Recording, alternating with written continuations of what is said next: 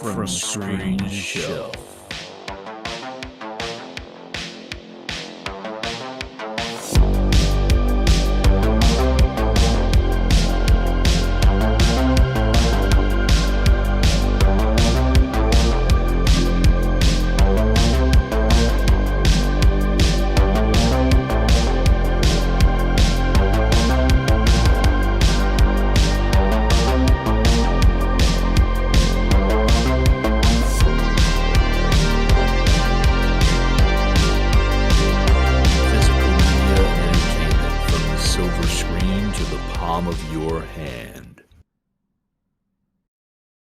What is going on, everybody? Welcome to another episode of From Screen to Shelf, the podcast about physical media, entertainment, movies, and everything in between, from the silver screen to the palm of your hand. My name is Will, and as always, I am joined by Gabe and Chase. And today we are here to talk about spice. Not the drug. Not the drug. Not the drug. No, we're here to talk about Dune 2, everybody. We all had the chance to see it over the past few days. The reviews are in. The verdict is in. The consensus is out there. People are calling it a masterpiece. People are calling it the best science fiction film ever made. We're going to get to the bottom of that and determine whether or not we think so. But yeah, we all had a chance to see it. Chase, I'm going to let you open up because I think you were the first person to, witness the experience that is Dune 2. So I'm going to have you take it from here. We'll have you start, and then we'll each kind of go through our experience in the theater, what we thought about the movie, and then we're most likely going to get into spoiler territory, everybody. So just a heads up, this will include potential spoilers, so just be aware of that if you have not seen the movie yet and you're listening to this. We are going to get into the nitty gritty. So Chase, I'm going to have you take it from here, brother. Yeah, I'll open it up spoiler free, and I think we'll all go round table spoiler free for people that want to hear those initial thoughts. And then we'll go into spoiler territory, because the way I kind of want to pose the question and open this up is pretty spoiler free as well, because it just really pertains to the opening and what we talked about in the last episode. But my overall thoughts are, I do believe that it's a near masterpiece, and I would probably rank it in the top 5 sci-fi movies of all time. I think I will say that. And I've seen a lot of sci-fi. I've said it before. As much as I'm known for being a horror buff, I've seen an immense amount of more sci-fi. And pertaining to movies. I'm not really up to speed on sci-fi shows, but I think that what this movie encapsulated, whenever it took a lot of creative liberty from the book, expanded on it. You can tell this is a fan. When it comes to Denis, he is a fan of the book, and he had some thoughts on the book that he wanted to implement into live action that weren't expanded on. It's kind of like what we talked about from Dune Part 1, where there were some scenes where it was like very slow building and everything like that. And then it was just like, the action scenes that are like a page and a half, 2 pages long are a lot longer. You know what I mean? Like the battle for Arrakis, So my biggest thing is that I think Denis absolutely killed it with. This could have been one of the most boring movies that you could ever watch. Because whenever it comes to the second act of the book, whenever it comes to Muad'Dib becoming Muad'Dib, it can be very boring, and it's very time jumpy. And he did that extremely well. He kept the most basic dialogue aspects of the movie engaging. I felt like there was action going on just between the words and the intensity between the people and their dialogue. I think that takes a lot of skill from not just the director, but the cast and crew having a lot of passion for the source material, having a lot of care for what they're doing and what they're portraying on screen. I think Timothée Chalamet absolutely destroys it. I think Josh Brolin absolutely destroys it. Zendaya absolutely kills it. Every single Austin Butler absolutely kills it. And I think that's one of the biggest. Yeah, he was amazing, and that is one of the biggest things that whenever we go into spoilers, I'll expand a little bit more with what I'm about to say. But Fade Routha was more of a mysterious figure in the books. He did not have that much of a presence. It was more, I think, Darth Vader, right? Whenever it comes to Darth Vader's there and he has some screen time. He's kind of a loose example because you do see him quite a bit in A New Hope, but it's whenever you have the big showdown between Obi-Wan and Darth Vader in A New Hope, that's kind of the big buildup you get in the book. And I think he took some more direct inspiration from A New Hope with the way that the big villain fight and everything, with a more modern approach to it. Because Fade Routha in the book, he's more heard, not seen. You know, he's got very impactful scenes. He expanded on that with the arena scene, which again, we'll get more into, which had a lot of creative liberty. You know, that's one of my favorite parts of the movie. Overall, I think it was absolutely excellent. The final battle was done extremely well. Everything. It really is one of the most cohesive things. And whenever it comes to my only complaint in this movie, my only one, and now it has been a while, Gabe, I was talking to you about this off air. It's been a while. Like, I've read it 2 or 3 times for the original Dune book. When it comes to Chaney and stuff like that, my only complaint was some of the dialogue that Chaney has, because it literally contradicts itself sometimes. I don't trust you, but I trust you. You know what I mean? Like the camping scenes and stuff like that. Her character in particular, not Zendaya, but the way that she would contradict herself within seconds constantly was my literally only complaint. And that was me trying to find something wrong with the movie. But other than that, while we go round table, I guess the thing to implant in your heads is the question that I posed to you guys. I posed the question to you guys, since I'm wrapping up my part. I posed a question of, depending on how Dune Part 2 opens and ends, will you change how you feel about the ending of Dune Part 1? Because I do believe you guys were in the consensus of that you didn't really care much for the ending and like how it wrapped up in Dune Part 1. So I would love to hear your guys' thoughts as you give your spoiler-free aspect on how you guys felt, if it changed it. Me personally, I'll go ahead and answer my side. No, I don't think it kicks off well on how Dune Part 1 ends, because you can tell that the movie went in a completely different direction whenever it came to like how it's presenting itself and everything, right? Even though it is a cohesive unit, I personally don't believe that if you weren't a fan of the ending, I don't think this is going to change that for you. You know what I mean? I think as a movie, you'll enjoy it a lot more, but it's not like it immediately picks up and it's going to solve any issues from the direct ending, like as a direct continuation from that to the first 5 minutes is the way I'm gauging it. So that's the way I think of it. And I'll let whoever wants to take over next. Gabe, do you want to go? I do have a question for Chase about Chani, though. You mentioned her character kind of going back and forth between like, I trust you, I don't trust you. Yeah. Do you feel that was more, I mean, and again, I don't know, because I questioned that as well, but I wasn't sure if that was intentional, because she's trying to choose between her instincts as a Fremen. Yeah. And in terms of protecting her tribe and protecting her own from, the outsider, the foreigner. Yeah. And her, because obviously she's building affection for Paul. Yeah. So I didn't know if that was why they were doing that. And because obviously he's dealing with the inner conflict of the visions that he's having, as opposed to what he wants, Yeah. And I feel like she's also having that internal conflict between, okay, do I go with my instincts and do I go with my gut and what I've been taught, or do I go with how I feel, So I didn't know if that's why they were doing that or not. That's all. I would say if there was a little bit more breathing room, you know what I mean? It's literally that one camping scene where they're on like the side of the dune. And then she was like, I forget the exact verbiage that she uses, but she was saying, I don't trust you, because he was struggling, because like even he had some contradictory points, but there was a lot of breathing room where he was like, I want to be their Messiah. I want to be their leader. And then he's like, I don't want that. I want them to lead and do their own thing. You know what I mean? And then he's tossing that around too. It was that literal scene right there. And then she says something along the lines of like, but I trust you, and then kisses him. It was like in the span of 15 seconds, so like a little bit more breathing room. And they definitely touch on that quite a bit, but it's just how in like a light switch is how quick it is. You know what I mean? But no, I mean, I understand like the aspect of it. It's just how quickly on her end in particular that was happening. That like my thoughts on that. But again, that's such a nitpick. And that was me trying to find something. You know what I mean? But also, I didn't talk about this. Shout out, I did see it in Dolby, for those that are curious, in 7.1.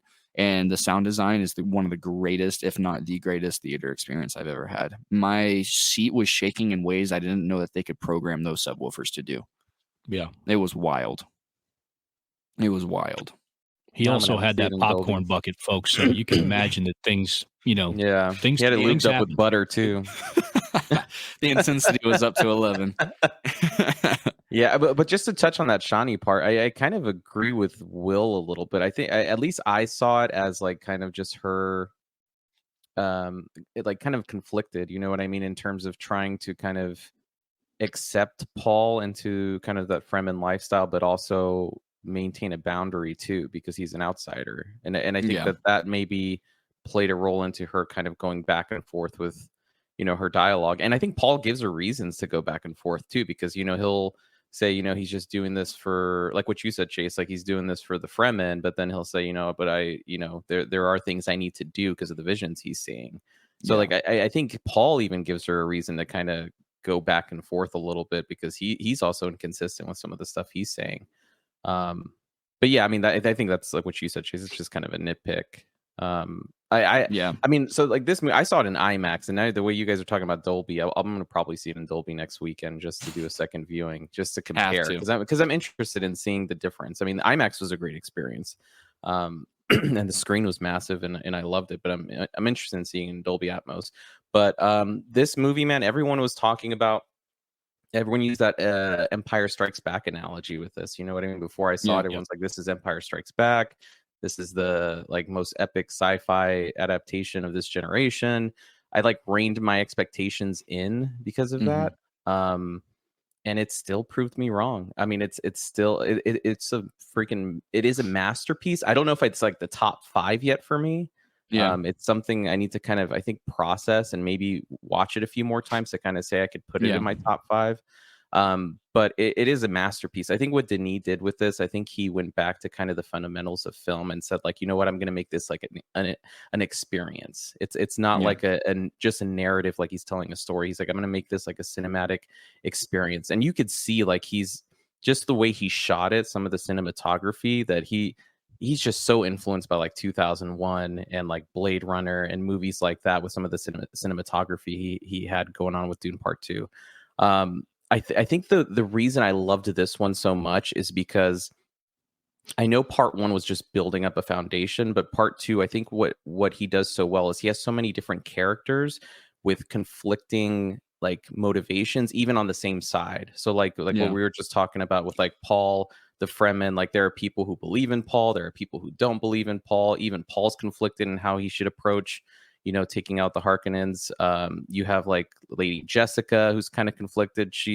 I don't want to get into spoilers, she's kind of conflicted in terms of how to help Paul, you know what I mean? Kind of, I don't want to say take revenge, but kind of ascend, so to speak. Like, how do we do this? And everyone has like a different approach in terms of what the solution looks like. And that's what I appreciated about this movie so much, is there's so many different motivations, so many different conflicting views amongst the characters on the same side.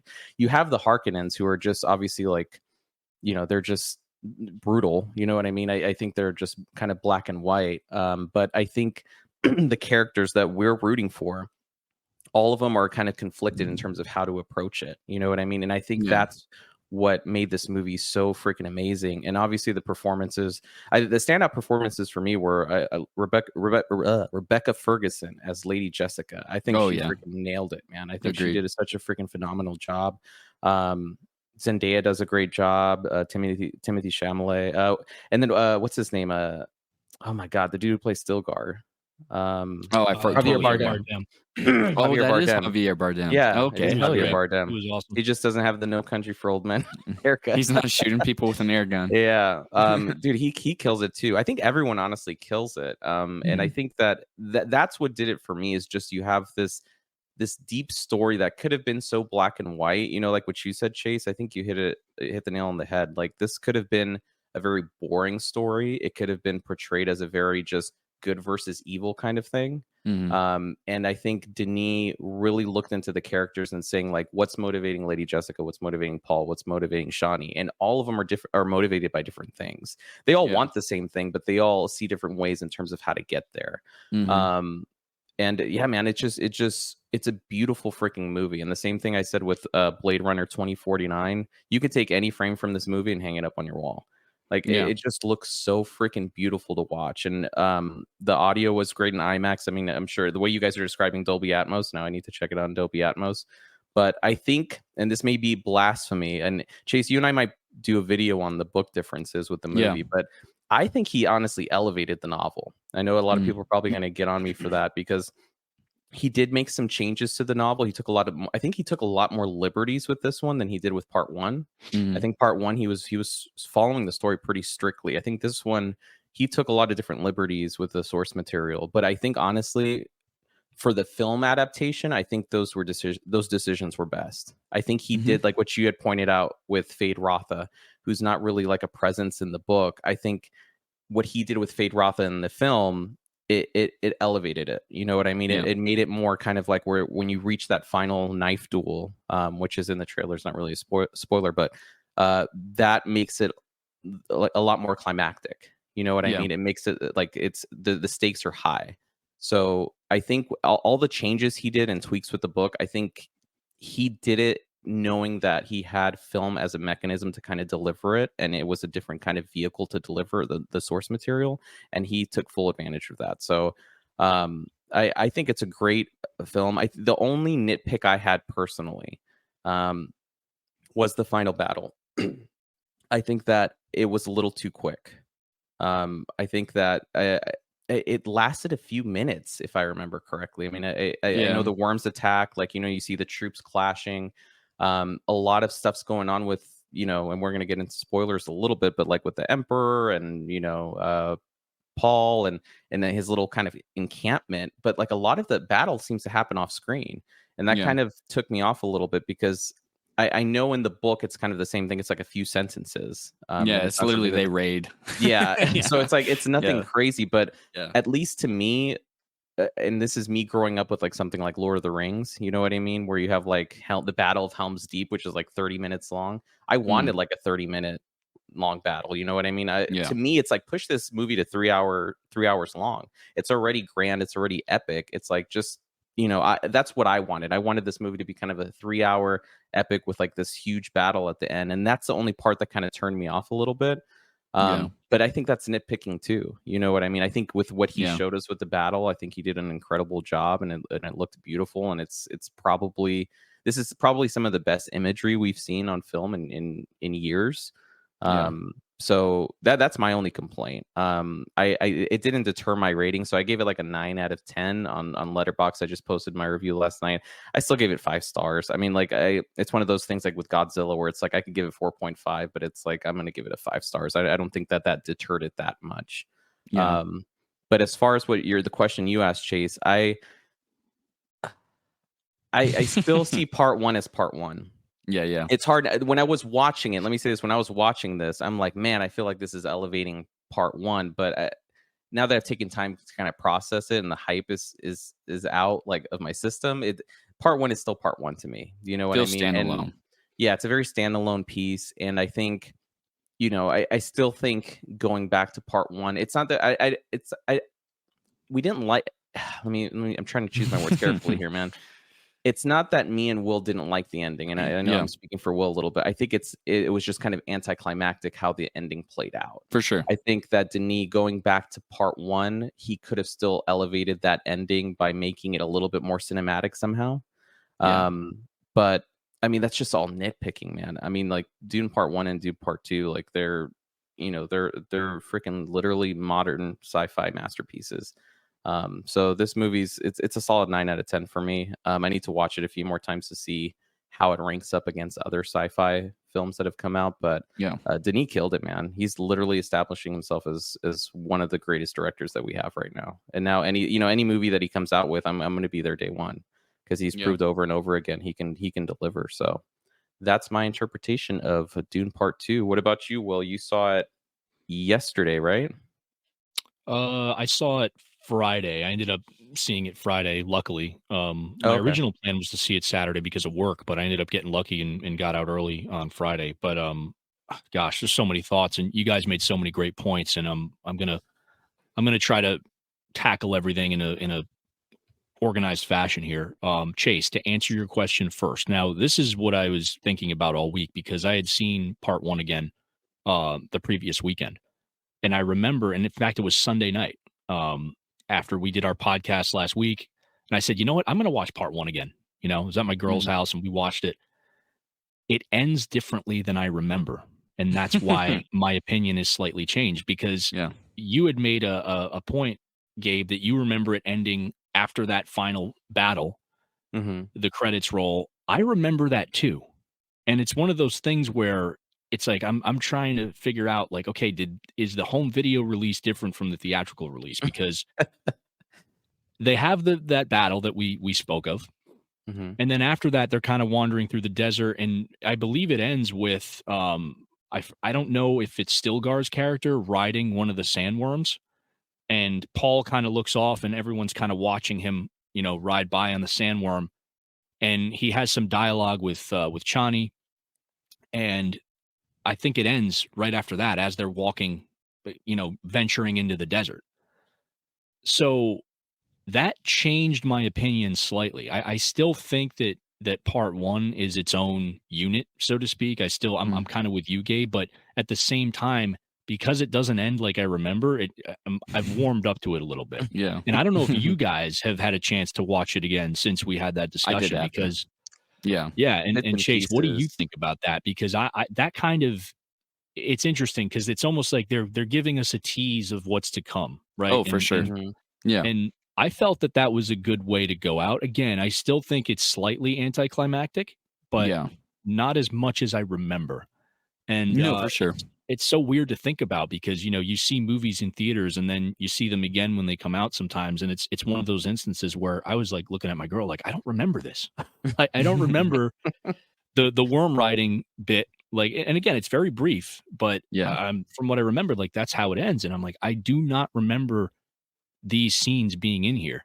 So then I start freaking out and getting paranoid. Like, wait a minute, is this like a different version? Like, what's going on here? Because we've heard that before, where like there's always these debates about like, well, wait, did they edit this before the home video release? Because that was criticism from the theatrical release. But I couldn't find any information. You just took too much spice, Will. Well, I think that's what happened, man. Dude, it's because that was the ending. I remember like the line that sticks out to me is turning blue.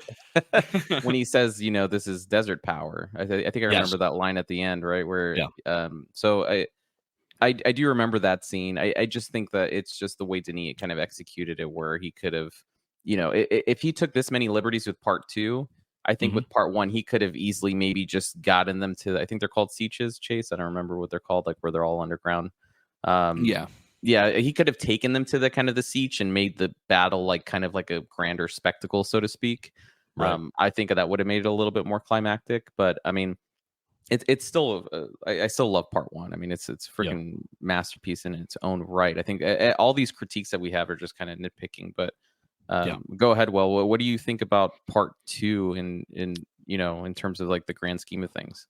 Well, I'll say this. I mean, in my Letterboxd reviews posted as well, I gave it a 4.5 out of 5, and I want to like comment on that real quick because like I think it was somebody from Discord was like only 4.5 unacceptable, but it's the same thing. Like when I rated Godzilla, I gave it a 4.5 because there were a few things in there, like some editing choices that I didn't necessarily agree with that I thought kind of took me out of it a bit.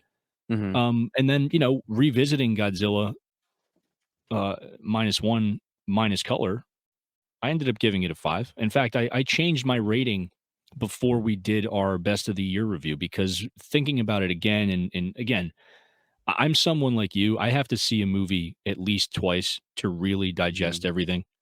And with a movie like this, especially in Dolby, and I'll get into this when we get maybe into spoilers, but there's so much thrown at you.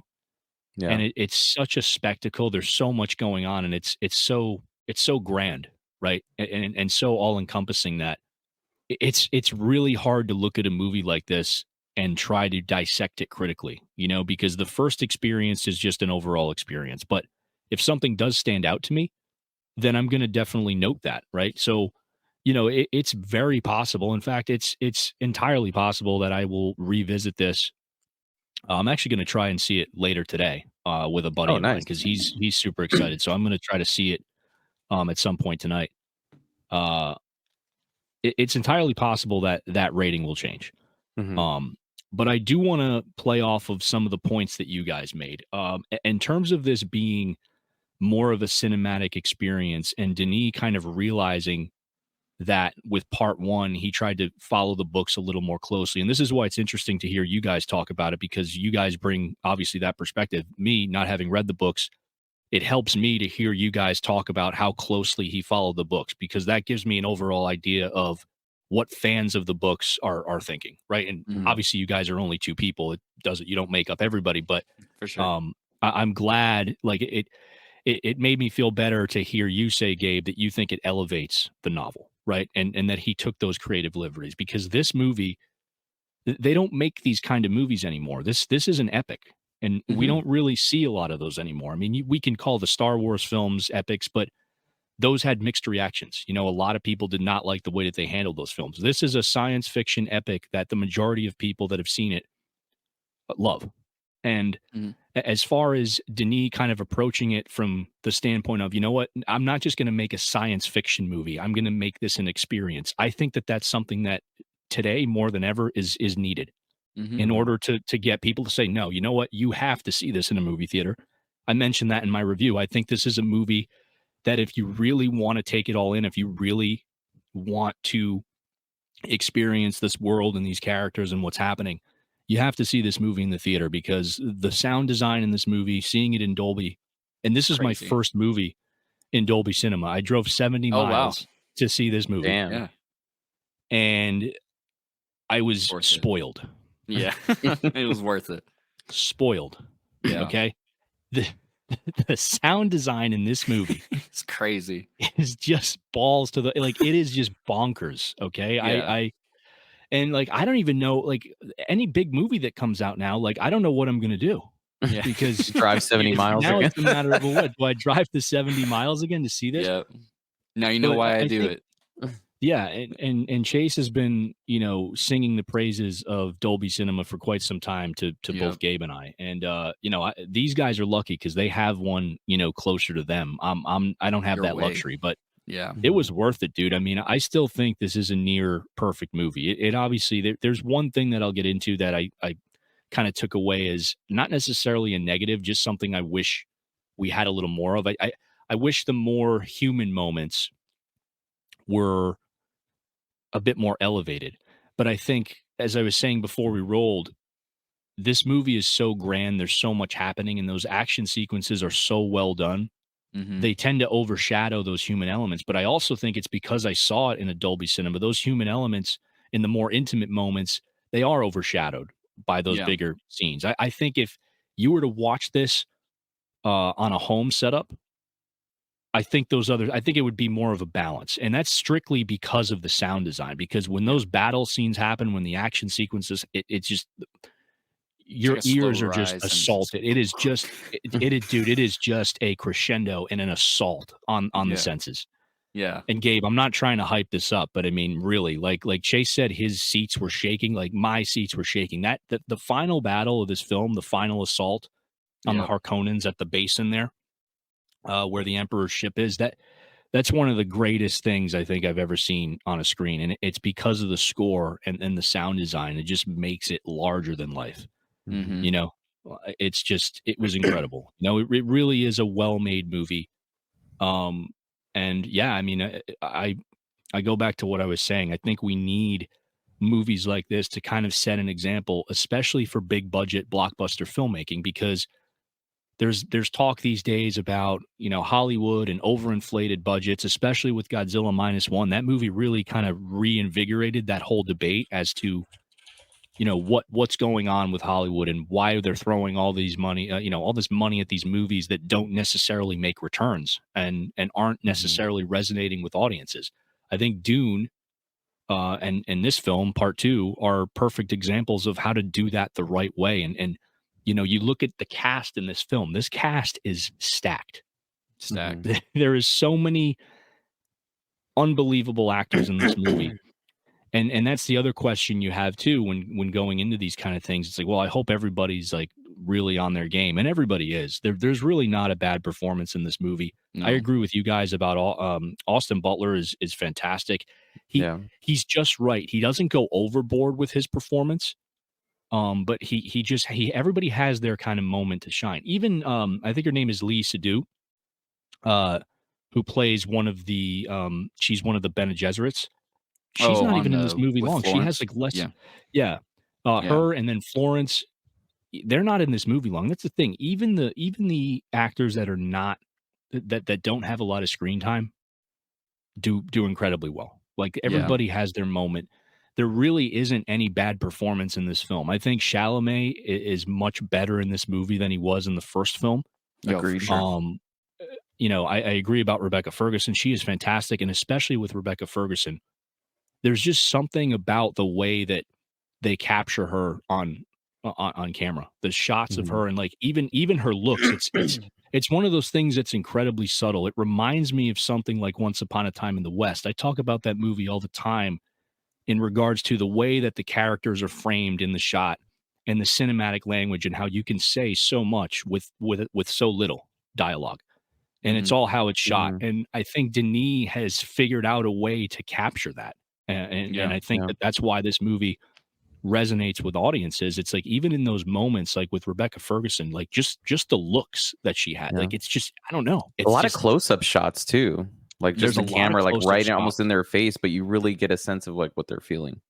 Yeah, and that's the thing. And there's certain movies that do that very well. I mean, Once Upon a Time in the West, to shout that movie out, that's one of the best examples of that, I think, in cinema history. You know, just how Leone was able to capture what the characters are feeling without necessarily needing dialogue to express those feelings and those thoughts and those emotions. And this is a movie that I think does that relatively well. So I do want to point that out. But yeah, I mean, I still loved it, man. I think it's to end the spoiler free discussion, I guess, is it one of my favorite science fiction films of all time? I mean, it's definitely up there. I'm with you, Gabe. I don't know if it's in my top 5 yet. I'd have to revisit it, which I will at some point later. But yeah, I mean, that's something that I think only time will tell. But I do think in terms of modern movie making, it's one of the best achievements in regards to a cinematic experience that I've seen in quite some time. You know, if this movie came out last year, it would be in my top 3 for sure.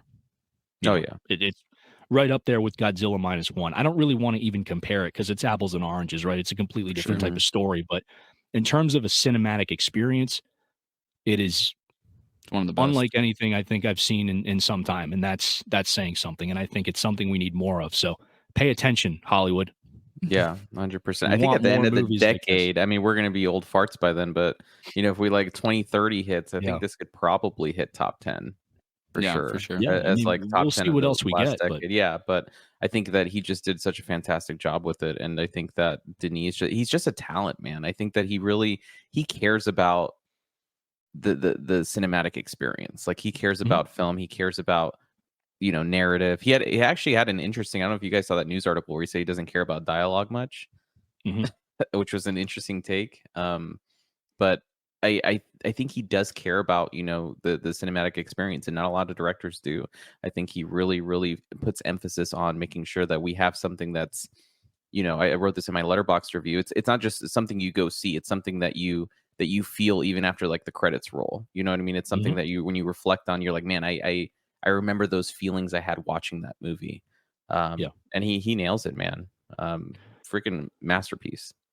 Gabe, I think you'll appreciate this because I was thinking about this yesterday or Friday, I should say, after getting out of the theater. He is somebody as a director, as a talent, who reminds me of someone like Nolan, right? Because Nolan is cut from the same cloth where he's a storyteller and he wants to be unique in his approach. But like this movie reminded me of something like, I mean, I talk about this all the time, The Dark Knight, and why that movie resonates with me. It's where I saw it and the people I saw it with at the time.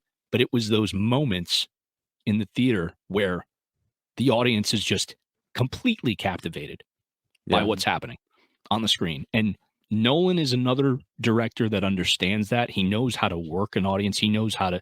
Tarantino once said, maybe I shouldn't use Tarantino's example because it's a little, it's a little crude. Let's put it that way.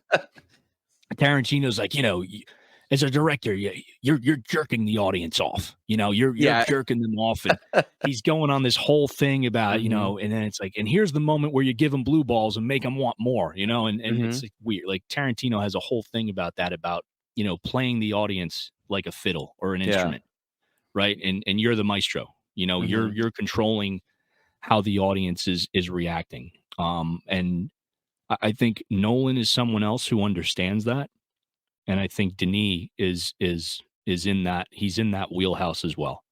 Yeah. With people like Nolan, where he understands that he's not just making a piece of art, he's not just making a movie, he is making something that people are going to experience, right? Mhm. And I can't tell you, man, like it just being in Dolby Cinema was insane. Like just what I love about it is looking at other people's reactions. And I got to tell you, man, people were floored. Like this movie absolutely floored. It was similar to Godzilla. Like when everyone walked into that theater to see Godzilla, they didn't know what they were going to get. They were like, oh, maybe because again, people's expectations, right? Yeah. Expectations are everything, and I think people knew that, or were expecting that they had a feeling that this was going to be better than the first film. And I'm like you, I kind of tampered my expectations a little bit because I don't want to be let down, you know, especially, you know, paying the money, taking the time to go to the theater, you know, spending the money on concessions. It's like you want it to be worthwhile. And it definitely was. And it was Mhm.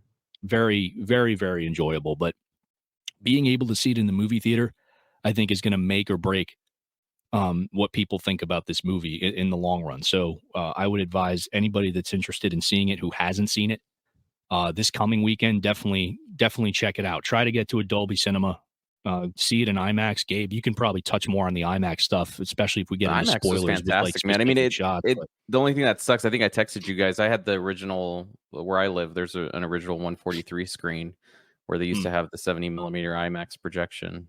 So yeah, it sucks seeing that part of the screen that's like not utilized in terms of the right, height. yeah, But I mean, it was still just a massive screen, dude. I felt like literally encompassed. Like it's an interesting. At least the IMAX I'm at, it's only 4 or 5 rows, and they're placed kind of like a little bit back from the screen. So literally wherever you sit in the theater, it's just kind of this huge screen that just like you look left and right, it's just all around you. yeah. Um, and it's definitely an experience. I want to do the Dolby just to kind of get that experience, but if people haven't seen IMAX, highly recommend it. It was fantastic, and a lot of the IMAX cinematography that he had just really lends itself to that kind of grand scale that he's like, you know, trying to accomplish with Dune Part Two.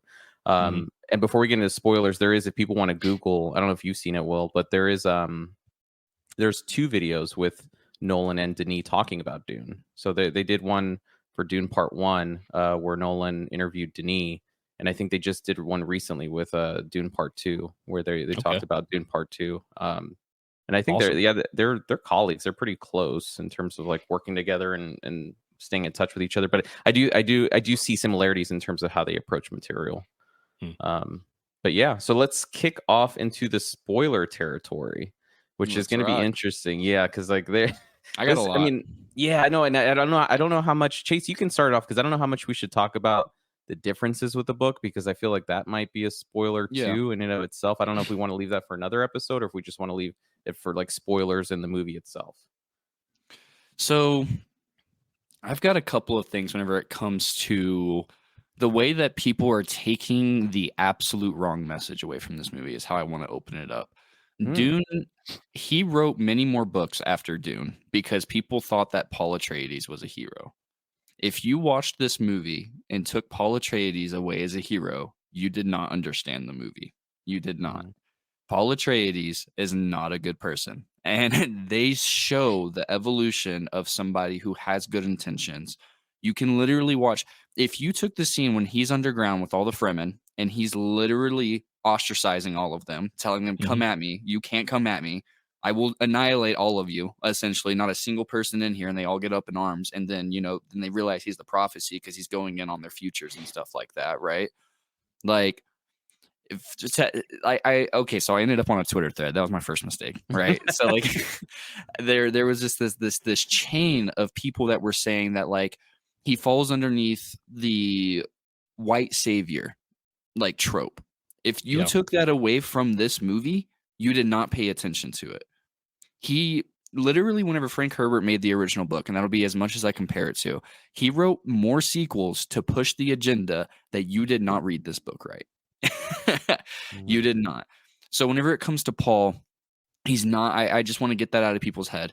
If you took the final scene with Fade Raltha and were like, oh, he's a badass, this and that, he's a good guy.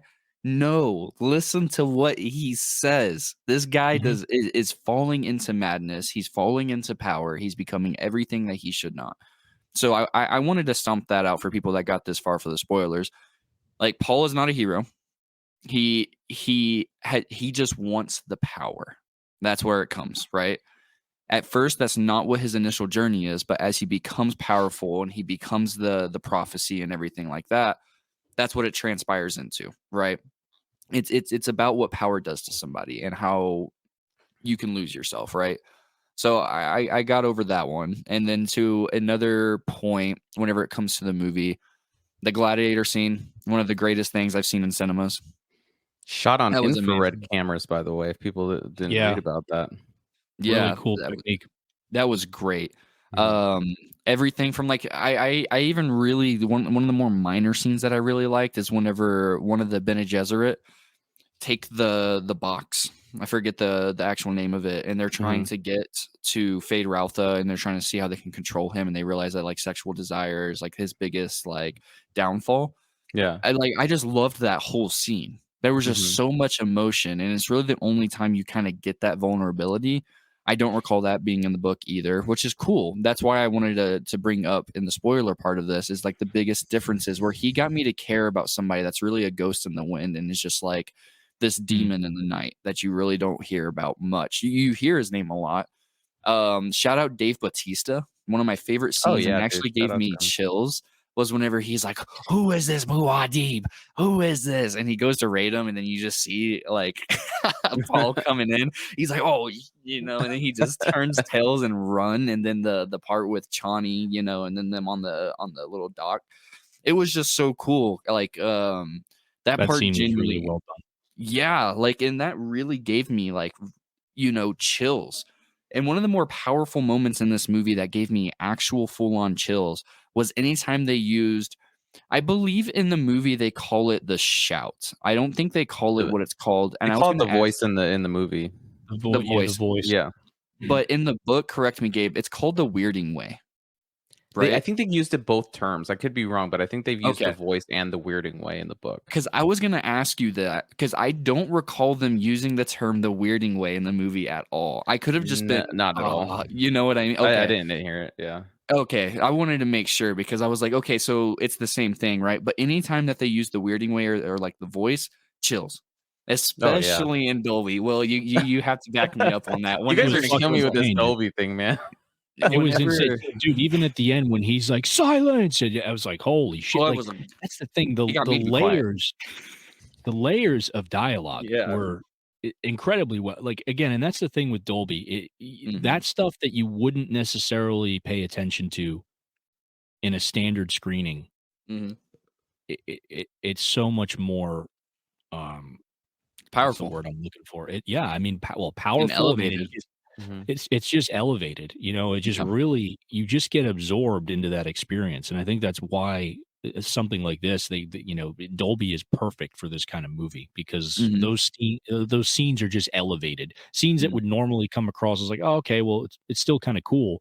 But hearing it with surround sound 7.1, I mean, it's just floored. I wish that IMAX and Dolby Atmos can just have a baby and just like IMAX Atmos, IMAX Atmos or something like. I'd be down, but it's also they just need to get the Dolby Vision. You know what I mean? Because it makes a difference. People wouldn't survive. Yeah, it's too powerful for human consumption. Yeah, but that part was great. Another like really really cool part is I really like the scene Gurney. That's Gurney. Josh Brolin's character whenever they're reintroduced, the plates, the way that sounded was insane. Okay, so this isn't like didn't dock points, but in his crew, they really should have had Patrick Stewart because he played the original Gurney. So that would have taken me out of the movie, man. Dude, imagine Patrick Stewart with the fucking pug running in fucking 7.1. That would be too powerful. But yeah, it was so cool. The part with the sand dune and the way that the sound with the way like it sounded like sand was blasting past my ears too. It was wild how it sounded. The visual spectacle of it, everything about it was just absolutely incredible. Fade Routha was great, and I needed to shout out that Christopher Walken did not change his accent for this movie. He still sounds exactly like Christopher Walken with the Walken. yeah. No, we got this Maldeep guy, and we need to take him out. Like he has those like long silences in between his words still, Yeah. and everything. What do you think So, about that though? Because my buddy, he made a good point. He felt like, and I don't know. I mean, I love Christopher Walken, but he said Yeah. like they should have made someone else into the Emperor, because you see Christopher Walken, and like you said, even with the accent, it's like it almost takes you out just a little bit. Where you're like, hey, it's Christopher Walken. honestly, I- me, it didn't. It Really? added it because like I think his performance was great, but I'm like, I Yeah. wonder how it would have been with someone else in that role. Maybe someone that's not as, Christopher Walken just has this like, I don't know how This to vibe? describe it. This aura, yeah, around him. You know what I mean? And I mean, he's an incredible actor. I love him and everything that he's in, but he does have that aura around him where it's like, it's Christopher Walken. And maybe I don't know. I feel conflicted. I see both views where maybe keeping him and maybe replacing him with someone loved it. different would have been interesting.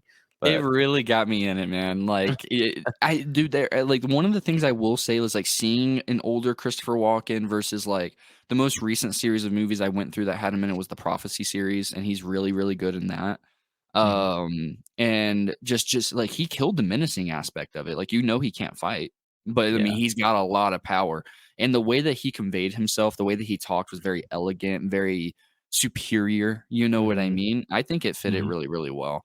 It's kind of like Dave Bautista is always like the big old macho man, but he still stepped a little bit outside of what I typically know him for in this role. The emotions, like whenever, I gotta shout this scene out.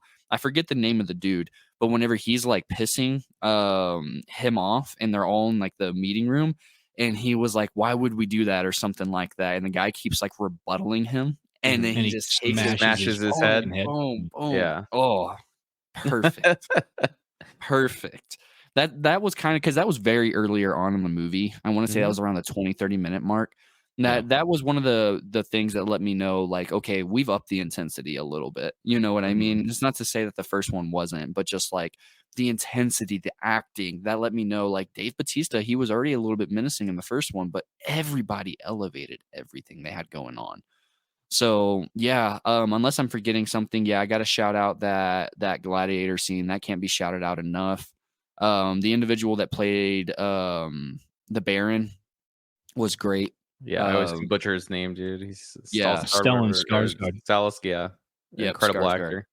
He was great. Fantastic. Every single person was. I mean, we said it already, but I can't say it enough. There was not a bad or dull. Shout out to performance. my girl Anya Taylor-Joy, man, for popping yeah. up for the 10 seconds. 2 minutes. Yeah, like As, that's pretty fucking incredible. Aaliyah.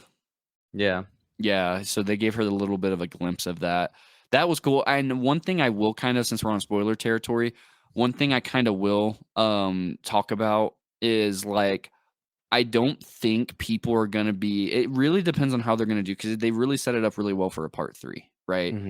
Because Denis has said that he would be okay with doing one more, no more, because he wants to make it a adapt trilogy. Messiah. But I think people are going to be really underwhelmed if he really does adapt the Messiah, because like the way he ended it, if he doesn't give him that battle that's not in the books that he set it up for, I think people will be really upset, because like it wasn't a gripe. I think it would be cool, but there's like there's a jump in the books. You know what I mean? Like, so like he'd have to really do something. You know what I mean? For it to be like, whoa, what the hell? I thought he was going up against the entire guild. You know what I mean? Which will be cool. I won't complain if he takes a lot of liberty and stuff like that and does like a part 3 and just expands on the universe and expands just on the first book and gives us, his own little take. With the creative liberty he took on this, I'd be absolutely down for it. And I wouldn't complain in any way, shape, or form. But Dune Messiah is absolutely one of my favorite books with what happens in there. So I'm excited for him. If he really does, like with the reports I read, that he wants to take on Dune Messiah, by all means, I'm down for it. He said he wanted to take a break and then probably revisit it, because his mind, he's like, it's driving me mad. Fried. Like, his brain's like fried. But I mean, dude, it's definitely on the table, because from what I'm reading, it's already past 80 million opening weekend. It's going to make a lot of money, and its budget was only 200, right? So it's only 190 million. 190. Yeah. So I mean, it's well on its way there. I think someone. So like, I'm gonna. The point you made at the beginning, Chase, with like the way we perceive Paul, I'm gonna debate that point just a little bit because this is the thing. I think you have the perspective of someone who's read all the books, and you have the foresight, obviously, of where the trajectory of the story is going. I'm maybe on Will's kind of camp because now Will kind of knows what happens in the first book pretty much. I mean, even though there's creative liberties that have been taken, but I agree and disagree with what you said. I think like this movie portrays him. It definitely it doesn't portray him as like a savior for sure.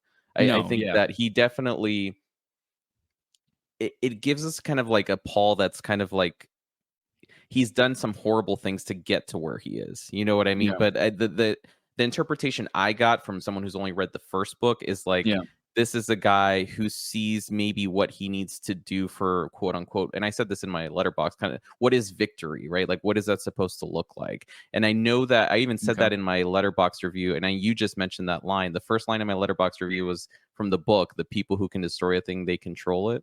Like I think Denis took that line and he ran with it. Like I think that's pretty much what the theme of the second movie is. So I don't see him as like a menacing guy. But I definitely saw him as someone who's obviously willing to sacrifice a lot of things to get to whatever victory is. He's because I mean, there's a point at the end where he tells Shani like he still loves her. You know what I mean? Like he still loves her. He wants to be there for her. But obviously at the same time, you hear him, and we're in spoiler territory now. Like, hey, I'm gonna wed your for power, your daughter. For power. Well, and I don't know because I don't know where the trajectory of the story is going. I'm going to read the second book, but I don't know if that was for if he's seeing it as the only way to kind of galactic peace. You know what I mean? To kind of reaching an equilibrium, or if he's kind of turning into kind of a gray area, because we obviously got teased too with kind of like the religious what do we want to call it, the jihad, right at the end, where like they're boarding the ships, and I think a lot of them are just kind of encompassed with this kind of like religious fanaticism. So religious we're teased, and we're so like I the way I left the film off, at least I didn't see him as like a savior, but you know what I mean. I still see good parts in him, you know what I mean, at least with like Shani and you know the well-being of the Fremen. But there's a dark side to him too, right? Where like, you know, you hear him say, I think Gurney says, you know, the houses have refused like your new title or your ascension to emperor. Yeah. And he's like, well, screw them. He's like, you know, he says, take him to paradise or something like that. Take him to paradise. Yeah. And that's where I was like, oh man, that's kind of dark. You know what I mean? So I'm kind of conflicted, at least from just reading up to the first book and seeing part two. I'm just kind of like, I see Paul as someone who still has a lot of good in him, but I do see kind of this, you know, this dark side to him. Yeah. And I think Denis did a great job with that, because at the end, you know, you see Shani, and shout out to Zendaya too, because I think she did an incredible job. And I'm happy that we got part two, because I think Denis said if he never did part two, he would have been upset that he never got to explore Shani as a character. And at the end, you know, we see her being kind of internally conflicted. With the way Paul is, you know, has approached kind of his solution to quote unquote peace. And I'm hoping, I need to read the second book, but I'm hoping that's explored in Messiah, because I want to see, you know, I still think there's a lot in terms of what I said earlier, a lot of conflicting views amongst the characters that we're all rooting for in terms of what victory is and how to get there.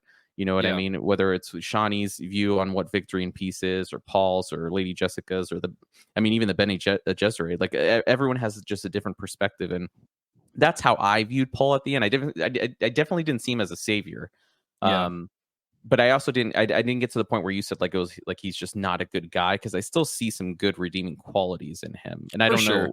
I don't know. I see it as like Will had the same perspective. Oh, go ahead, Chase. Yeah, I was just gonna say I see it like you can, if you just watch from part 1 to part 2, it's completely different people. Oh, you know sure. what I mean? There's definitely a darker side to him. Yeah. So like, you know, you have this, you know, younger kid that knows that, you know, Duke Leto and stuff like that. that his dad is this and that. He's a well-trained individual. He's very well disciplined, and he has good intentions with everything. You know, he liked the world of Arrakis, but there's also that one line whenever he shouts at his mom, you know, with Lady Jessica.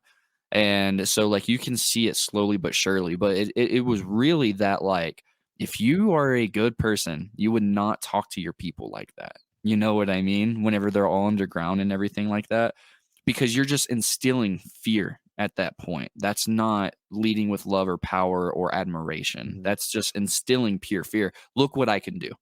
At a But do you think that moment- was necessary though? Do you think like that was kind of? Oh, go ahead, Will. No, I was just going to say to add on to what Chase is saying. At a moment when he knows that they are vulnerable, That's so fair. I can see that. You know, there's a vulnerability to them in that moment, and I think you know I kind of saw that as wow. He's taking advantage of them in a way because he knows that they're at a vulnerable moment.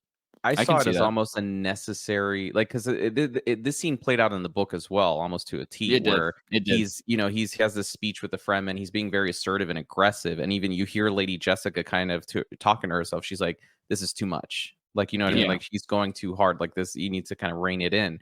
But I don't know. The way I perceived that was like, was that the way to kind of? Because it what he worked, was but trying yeah. to do, what he was ultimately trying to do was obviously like change their ways, right? He was trying to kind of say, you know what, we need to stop killing each other. This is stupid. Like, because Stilgar was like, and then that plays out in the book as well. It's like, you know, if you want to, you know, leadership within the Fremen, you need to take me out, or we need to duel. Yeah. Like that's just the way our customs are. And he's like kind of like, that's stupid. And I don't know if that was the way to do it. Like if he needed to kind of, you know, take on some of that aura That's of fair. the Messiah to change their ways. But also, and this is something I didn't mention in my review, guys, that I think that kind of, I felt like there was a conflicting ideology there. So he in the book, this happens too, and we'll talk about the book Chase later on. But like I think there's a conflicting ideology with Paul, where it's like, you know, he's telling the Fremen, we need to change our ways, we need to come together, we need to stop killing each other, right? This way we've been living our lives hasn't been working. But then at the end, I felt like he could have maybe implemented that ideology too with the houses and the emperor. You know what I mean? Like, why do you have to wed, you know, his daughter to bring galactic peace? Why don't you change the way that traditionally this galactic empire has been functioning for all these years? If you've been pushing that with the Fremen, why aren't you pushing that with, you know, this opportunity you have with the emperor and his daughter and such? And but I know that, you know, they're surrounded by the great houses at the end, and that makes things a little bit more difficult. But that's how I perceived it. I can see I don't that. know, but I think that just goes to the that compromisation of the soul we're talking about and the change of him. You know, even from what that was like a 40, 30-minute time difference in the movie. But I mean, that's a lot in the book. You know what I mean? With the dialogue and everything. But I think that just shows the differences in how he's changing and stuff like that. But I mean, it's a great point. I think that would have been cool. Like, why do I need to fight a champion, do this or that? Like, you know what I mean? I'm winning. You can't win. You know, like these people could take you out right now, you know, like, cause he had him prisoner. So yeah, I mean, no, that's an absolutely great point. I can see that. Yeah. Cause when it comes to the Stilgar scenes and everything like that, I absolutely can understand that. And shout out to that. I just remember that knife battle that we were just talking. Dude, that knife battle was so freaking dope. Like, honestly, just the way he played it out with no music, just pure silence, just them hitting each other. And the choreography on that scene was freaking incredible too. And not a lot of jump shots, which I admired. Not a lot of that quick cut. Yeah, going back and forth. Just the way he filmed that was just super, super intense. And I think that's what I was looking for the end of part one. You know what I mean? Because it's interesting. They both end on a knife duel in a weird way, right? Like, so Fade Rotha and then Jairus in the first one. But I think the way Denis did it in part two, there's some kind of, you know, it brings itself more to a climax where it's like, you know, everyone's there, you know what I mean? Everyone's watching, and you really get the sense that like this duel obviously is what is going to determine the trajectory of the rest of the story. I didn't get that as much with like part one, but I think he killed it with part two, and obviously Austin Butler freaking nailed it with Fade Rotha as well. Were there other spoilers that you guys wanted to talk about? Will, were there any kind of spoiler scenes that stood out to you, or? Yeah, I mean, I wanted to touch on Dave Bautista because I was going to say when Chase was talking about it, that I appreciated the fact that they gave his character more of a vulnerability in this movie. I think it Mhm. was much needed. That's what I enjoyed about it is that, you actually see these arcs playing out over the course of the runtime. And that was really, really cool to see. So, and for Dave Bautista, I mean, he's somebody that I've grown to really appreciate as a talent, Yeah. obviously, knowing him from wrestling and to look at what he's doing now and what he's been able to do with his career on a professional level is amazing. But I mean, just to see him kind of bloom as a talent, first with Blade Runner 2049, which Mhm. he almost didn't get that role. He had to fight to really prove to Denis that he was, he had that depth Yeah. to his range as an actor. And ever since 2049, I've been paying attention to the stuff he's done, and I'm just really glad his character has those moments to really shine in this movie. We see that aggression, we see that rage that he's feeling in the beginning, like Chase, you were saying when he smashes I forget who the other character is, like his advisor or whoever it is, when he Yeah. smashes his head on the glass. And you can really feel the pressure that he's feeling from the Mhm. Baron, because that's Mhm. something that's brought up a few times in this film, is that, don't do this again, or else, you're going to be, Mhm. your head's going to be on the line. Yeah.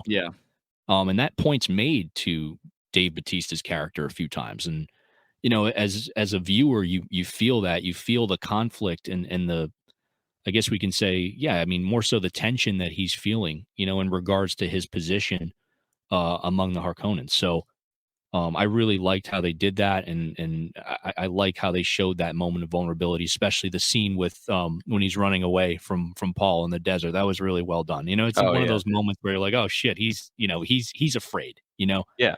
Um, And the scene with like, I mean, that was the same scene, right, where the Fremen like jumped on the ship and was like trying I to kill believe, him, like while he was yeah, when running the away. I Fremen was like, jumps oh on the crap. ship, and yeah, that was really well done too. Mhm. But yeah, and regarding the ending, because you guys talked about that, and again, having not read the books, Gabe, I kind of interpreted somewhat along the same lines as you did. And I appreciate the fact that they took it in that direction in the movie, right? Where Paul is kind of, it's almost like he's using the visions as a way of obtaining what he wants in the end, even if it may be something that he feels is good. And I think they try to reinforce that to the audience with the character of Shawnee and how she's reacting to all of this, like especially with the parts or the moment where he's talking about wedding the emperor's daughter. I mean, she's seeing that side of him that she was under the impression she wouldn't see, right? Mhm. And I feel like they're using Shawnee's character as a means of communicating to the audience more of what Chase is trying to get at, where he is not necessarily a good person, and we're seeing that transformation, and especially in that last act of the film, we're really seeing him, turn into this somebody who's not necessarily a leader, who's gotten a taste of that power and is now on a trip, so to speak. So but I like that, I Mhm. like that it's, I guess we can say, creating conversation amongst fans of the film, and where it's going to go, and the whole like white savior thing. I mean, yeah, that's a little like ridiculous to throw Yeah, I out think there. it's I over mean, the top.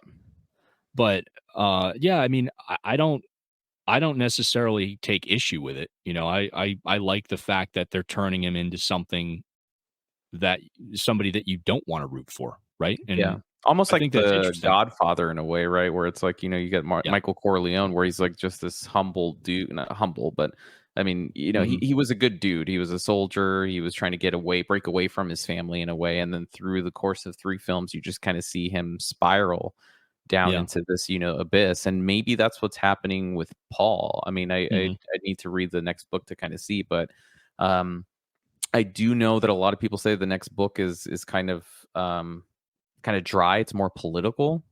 Right. So it's going to be interesting seeing Denis try to adapt it as a climax to a trilogy, right? Where it's like, Mm. how do you take something that is generally perceived as a little bit more dry, political, anticlimactic in a way, to Yeah. a third act in a trilogy that's supposed to be a ultimate climax? So it's going to Right. be interesting seeing him adapting it. I think he's already writing the screenplay for it. I know he said he's going to take a break from actually filming it, but I don't know if he's going to, if he that's his next film, or if he's just taking like a long break to get to it. Yeah.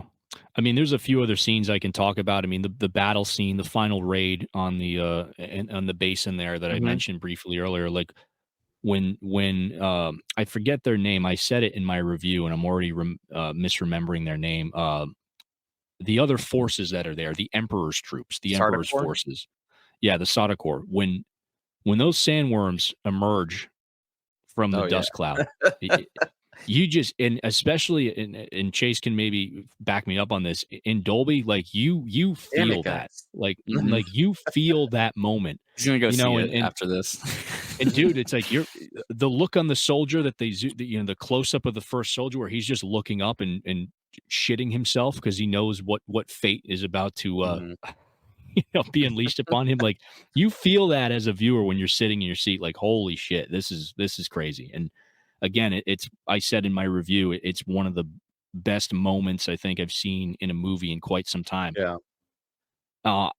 And I heard about what you were saying. I was listening to what you were saying when you were talking about how you wish it was longer. I don't know if I would want it to be longer, because I think I didn't mind the duration of it. I felt like it got the point across that this is an assault. And I actually think it added to the whole, I guess we can say, to the sheer power of that Paul has, and just how brutal and quick everything just the short amount of time that everything took place. I think that kind of added to it, because it's like, damn, they're already at the doors of the Emperor's fortress, so to speak. And it's like, damn, that was quick. Like this is not something that's lasted. Like they got annihilated, right? And that's what I took away from it, is that, wow, that did not take long at all for them to get to where the Emperor is, and where the Baron is, and where those quarters are. It didn't take long for this battle to be over. I think it kind of added to it. And I think we kind of see that in the beginning. I think that's why we're introduced to it in the way that we are, is that, this is not something that's going to last, because, they're clearly not necessarily outnumbered, but they're just, the element of surprise, so to speak, really takes them by storm. And I felt that, and I believe, and maybe it wasn't intentional, but that's what I took away from it, is that, wow, that, they really caught them off guard and were able to make quick work of these troops. So that's kind of what I walked away from it thinking. Yeah, I see that perspective too. I'm just accustomed to long, drawn out battles, and I love watching them. So you like 5-hour-long movies, dude? I'm totally for it. If you made this 3.5 hours, because like a 40-minute battle, I'm all in. Like, let's go. But that's just me. But I mean, it's just a nitpick, honestly. Like, I think me wanting another 30 minutes of them fighting. I mean, he's delivered so much already that that's just me nitpicking at that point. Yeah. I do want to throw out one. Oh, go ahead, Gabe. Oh no, I was just gonna say, like, did you guys think that slowed down a little bit with the scene where he took the water of life?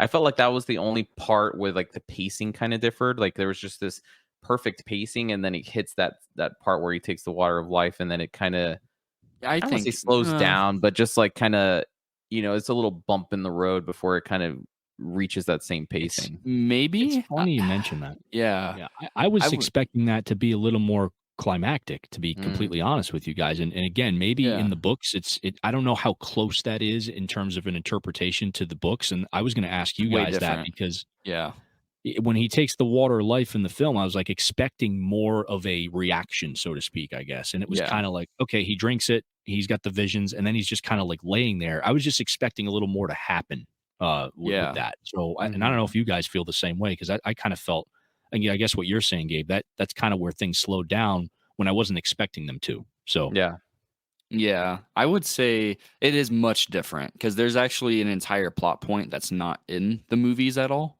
with Gurney and Lady Jessica. That causes him to drink the water of life. But I actually like the scene a lot, because I think Lady Jessica, anytime she uses her voice, is extremely powerful. So whenever Chani's there, and then what does she tell her? Like, do it now. And she just freezes like that. And then the tear, and then she puts it with the water of life on his lip. I just thought that was so cool. Like, anytime that the shout is used, or anytime Lady Jessica really was on screen, it really brought me in. So I can see that point though. I would say maybe there was like a 5-minute drag there, but yeah, I can see your side, Will, whenever you're saying that you didn't feel like there was a much of a reaction. But I mean, I think you get that reaction later with the senior Bene Gesserit, whenever she realizes, whenever he says silence, and he goes, Right. what was she said? She doesn't say, what did she say? Abomination, I think. Abomination. Yeah. Because she realizes that he drank the water of life, you Yeah. know? So I think you get that reaction sprinkled out versus having it, you know what I Okay. mean?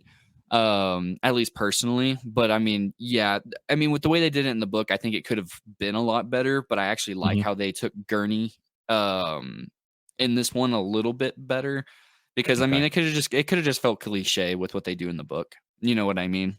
Yeah. Can I But say yeah, this? like it.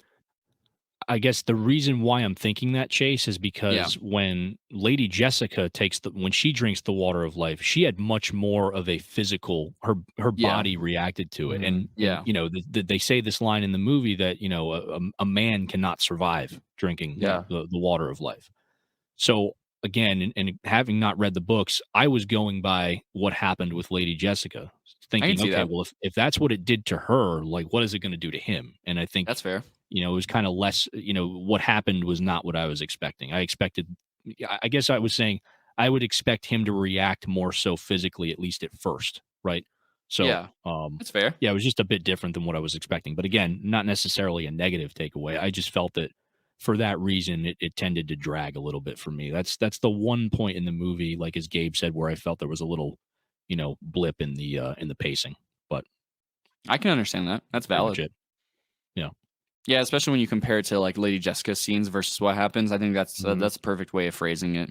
Especially like with what you just said, like a man can't do this. So you would figure, outside of it just being like he's tough. Yeah. It'd be, I don't know, like even I'm trying to think of a movie where like they have convulsions and stuff like that, like even a convulsing scene or something like that showed a physical reaction. I think that's perfectly said. And yeah, I could say maybe Exorcist believer. Yeah. They can do the green smoke coming out of him, like he wasn't erupting properly. And then Shawnee, like with her tear, I just felt like that was kind of like a little bit kind of, I don't want to say like tropey, but just kind of like, okay, like especially the desert tear part. Where they're like, the prophecy is like the desert tear. They're meant to be. I don't remember that being spring tears or something. Yeah, whatever desert it was. spring. Yeah. But I mean, there's never going to be a film where it's like perfect. So, go ahead, Will. No, for sure. No, I was going to ask what you guys thought of the whole worm riding scene and how that played out. What did you guys think of that? Point that out. Was it just me? I mean, I always like to think my Dolby Center is perfectly fine. But I felt like there were some like really weird practical CG moments whenever he was hanging, whenever he was going down, and you know what I'm talking about, when he was trying to wait for the right moment to get on. Yeah, some of it looked practical, and I was trying to remember that because I was looking at it, and I remember like, and you guys know me, like I just how I feel about practical versus VFX and CG, and how sometimes in certain films, especially on a bigger screen, you tend to notice some of that, whether it's blended well or not. In this case, it seemed a little off. So when he's like actually trying to jump on it, or when he's on it already? Once he's on it, I believe, like when he's hanging on it. Yeah. Apparently that was the longest film scene also, by the way. Shout out that. Took 3 months. Notice anything egregious with it. I mean, it looked pretty okay. I guess to me, like I didn't see like, oh, like this doesn't look like it. The practical and CGI didn't blend well together. But maybe I don't know. Maybe I need to see it again. I was in the moment. I didn't really notice anything on my end. Chase, I'll make it a point to look for that when I watch it again, because I'm gonna see it again soon. So I'll remind myself to pay closer attention, and I'll follow up with you guys and let you know if I notice anything more so. Yeah, but it just looked a little off. I just remember thinking that. Yeah.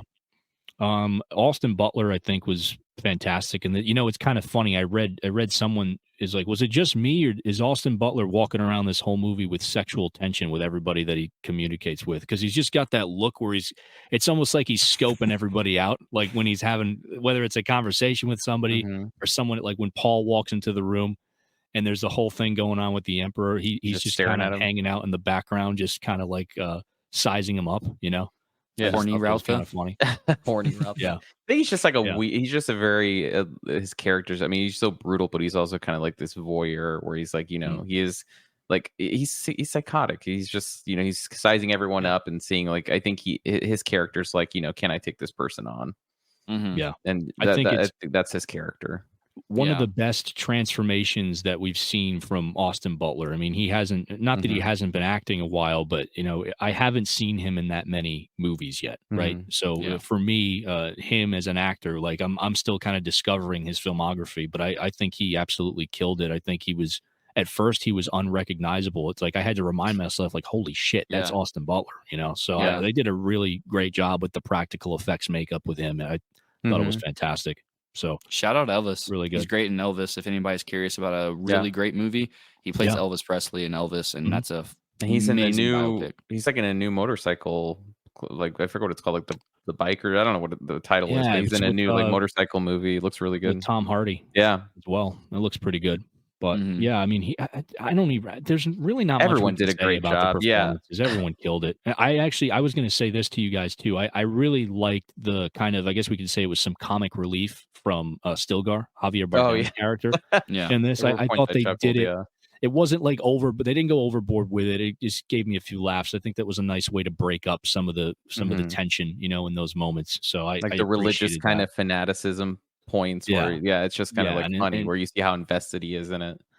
Yeah, and Denis, makes comments about that in one of the interviews that he did about, growing up in Canada and having to deal with, his personal thoughts on religion, and the issues that can arise out of that, and almost like a cult-like kind of community, right? So I feel like that's him kind of poking fun at some of that, which, I thought was, he did it in a way that was playful and not, too over the top. So I like that.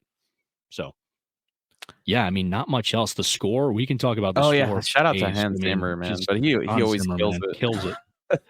There's one moment when they're underneath the harvester, Paul and Shawnee, and there's the chopper, the whatever you want to call it there, the ship there with the gunman, and he's shooting them.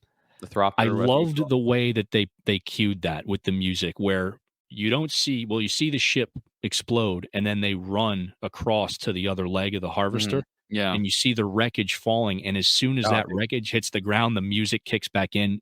Fucking genius. Yeah.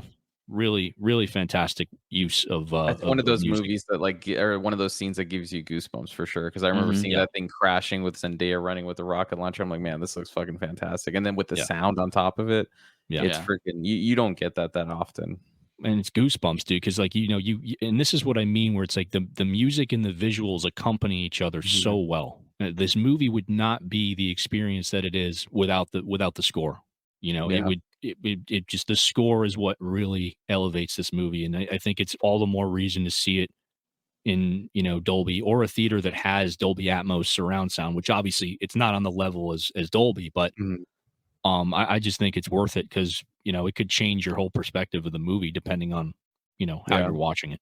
But amazing work. So shout out to Hans Zimmer. I mean, when doesn't he do great work? Even when a movie's crap, like he still delivers like an incredible score. Like he's never had a bad score. So the score was incredible. Sound mixing, like, and I don't know if it was you, Gabe, or Chase, if one of you guys, I know one of you pointed this out, like in the battle scenes, like with the explosions, like you hear it. Like, and Chase, it might have been you, because in Dolby, it was just everything is elevated. It was just larger than life, just seat shaking, like just incredible. I can't say enough about that. It was wonderful. Yeah, I don't know. Do you guys have any other thoughts? Any other things you want to mention or throw out there? I think I'm wrapped up on my end. Yeah, I'm good. I'm excited for the 4K. I'm hoping.